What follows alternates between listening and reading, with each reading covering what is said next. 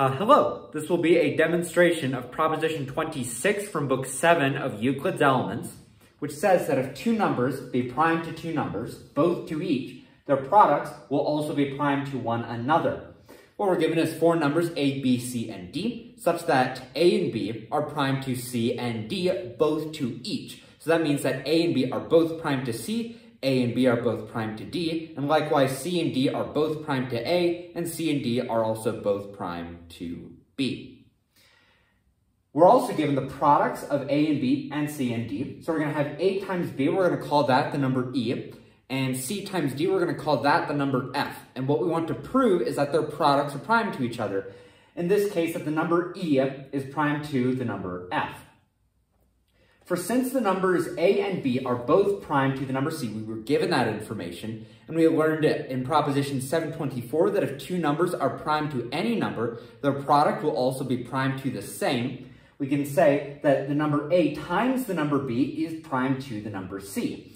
And we were just given that the number A times the number B makes the number E, so the number E is prime to the number C. And for the same reason, the number E is also prime to the number D. Again, because A and B are both prime to D, Proposition 724, their product will be prime to D as well, so A times B is prime to D, A times B is E, so E is prime to D.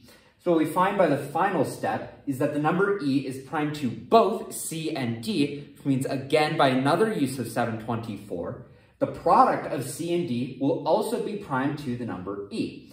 So the number E is prime to C times D, but we were given, or we just stated, that C times D is the number F, so the number E is prime to the number F. And this is precisely what we set out to prove, which means we're done with the proposition, therefore, etc., Q, E, D.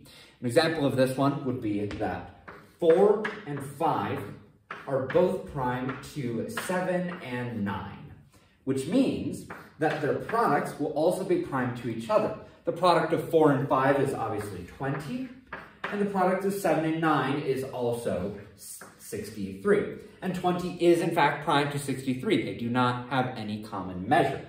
So we see that this proposition holds. That's all I've got to say about this one, so I'll end the video here and move on to Proposition 727.